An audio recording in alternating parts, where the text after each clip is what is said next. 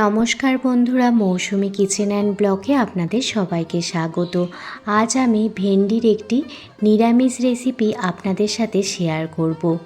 যে কোনো নিরামিষের দিনে গরম গরম ভাতের সাথে ভেন্ডির এই রেসিপিটি থাকলে আর কিন্তু কিছুই লাগবে না। এক থালা গরম ভাত এই একটি পদ দিয়েই খাওয়া হয়ে যাবে। এতটাই টেস্টি হয় ভেন্ডি বা ঢ্যাঁড়সের এই রেসিপিটি। ভেন্ডি রেসিপিটি বানানোর জন্য এখানে আমি আমার পরিমাণ মতো ভেন্ডি নিয়ে নিয়েছি। প্রথমে ভেন্ডিগুলো জলেতে ভালোভাবে ধুয়ে নিয়েছি। ভেন্ডি যখনই রান্না করবেন ভেন্ডিগুলো আগে ধুয়ে নেবেন। ভেন্ডিগুলো ভালোভাবে জল দিয়ে ধুয়ে নেওয়ার পর দেখুন এইভাবে মিডিয়াম সাইজ করে ভেন্ডিগুলো কেটে নিচ্ছি। প্রথমে ভেন্ডির দুই দিকটা বাদ দিয়ে দেওয়ার পর যে ভেন্ডিগুলো বড় সেটা মাঝ বরাবর কেটে নিচ্ছি, আর যেগুলো ছোট সেগুলো দুদিকটা ভালোভাবে কেটে গোটাটাই নিয়ে নিচ্ছি। একটা সাইজ করে দেখুন ভেন্ডিগুলো কেটে নিচ্ছি।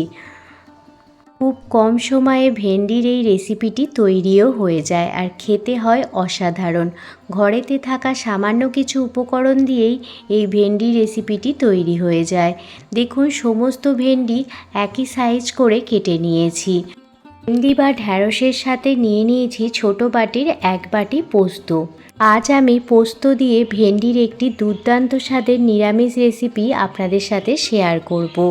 খুবই সহজ রেসিপি, ঘরোয়া কিছু মশলা দিয়েই রেসিপিটি তৈরি হয়ে যায় আর খুব কম সময়েও তৈরি হয়ে যায়। এটি বানানোর আগে একটি মশলা তৈরি করে নিচ্ছি। তার জন্য মিক্সার গ্রাইন্ডারের পাত্রের মধ্যে প্রথমে ছোট বাটির 1 বাটি পোস্ত দিয়ে দিলাম।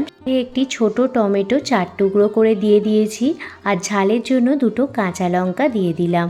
পরিমাণ মতো জল দিয়ে একটি স্মুথ পেস্ট বানিয়ে নেব। কাঁচা লঙ্কার পরিমাণটা কম বেশি করে নিতেই পারেন, আপনারা যেমন ঝাল পছন্দ করেন সেই রকম কাঁচা লঙ্কাটা দিয়ে দেবেন। দেখুন একটি স্মুথ পেস্ট বানিয়ে নিয়েছি।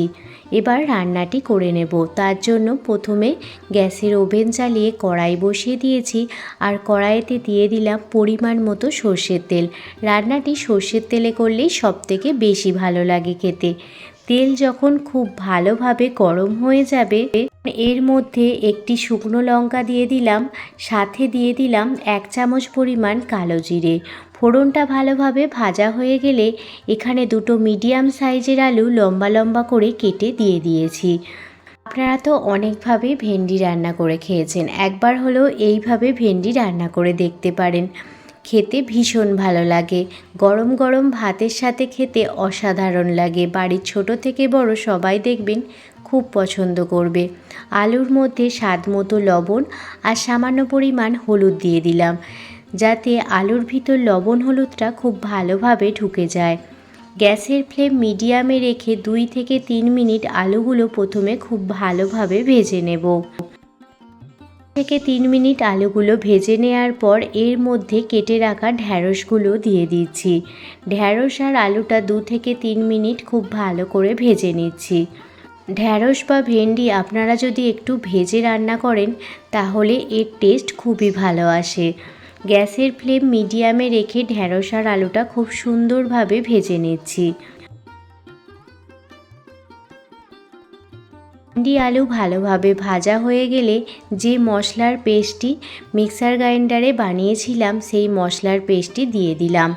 পোস্ত, টমেটো আর কাঁচা লঙ্কার পেস্টটি দেখুন দিয়ে দিলাম। ভেন্ডি আলু কষাতে কষাতে এর মধ্যে এবার স্বাদ মতো লবণ দিয়ে দেব। আপনারা চাইলে চিনি দিতে পারেন, তবে আমাদের বাড়িতে চিনি খুব একটা পছন্দ করে না, সেই জন্য চিনিটা আমি স্কিপ করেছি। দেখুন স্বাদ মতো লবণ দিয়ে দিচ্ছি। এবার পরিমাণ মতো জল দিয়ে দেব। আপনারা কীরকম গ্রেভি রাখতে চান সেই পরিমাণে জলটা দিয়ে দেবেন। দেখুন পরিমাণ মতো জল দিয়ে দিয়েছি।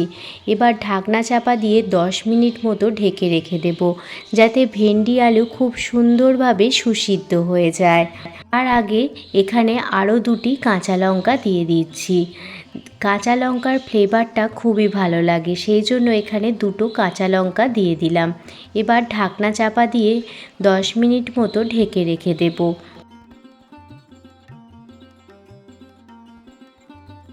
10 মিনিট পর ফিরে এসেছি আর আপনাদের দেখাচ্ছি। দেখুন, ভেন্ডি আলু একদমই সুসিদ্ধ হয়ে গেছে। ভেন্ডি আলু পোস্ত একদমই রেডি হয়ে গেছে। এবার খুন্তির সাহায্যে ভালোভাবে নাড়াচাড়া করে মিশিয়ে নেব। যে জলটা দিয়েছিলাম সেই জলটা পুরোপুরি দেখতে পেয়েছেন টেনে নিয়েছে, আর খুব সুন্দরভাবে মাখো মাখো ভেন্ডি আলু পোস্ত তৈরি হয়ে গেছে। খেতে অসাধারণ লাগে। গরম গরম ভাতের সাথে আর কিছুই লাগবে না এই রকম পদ যদি থাকে। তেল মশলাযুক্ত খাবার খেতে আমাদের কারোরই ভালো লাগে না, তখন এই রেসিপিটি একবার হলেও ট্রাই করতে পারেন। নামানোর আগে 2 চামচ পরিমাণ সর্ষের তেল দিয়ে দিলাম, এতে এর স্বাদ আরও দ্বিগুণ পরিমাণ বেড়ে যাবে। আজকে আপনাদের কাছে এই ভেন্ডি আলু পোস্তর রেসিপিটি কেমন লাগলো অবশ্যই কমেন্ট করে জানাবেন। যদি ভালো লেগে থাকে প্লিজ একটি লাইক, কমেন্ট, শেয়ার এবং সাবস্ক্রাইব করে আমার পাশে থাকবেন। সবাই ভালো থাকবেন, সুস্থ থাকবেন, সাবধানে থাকবেন।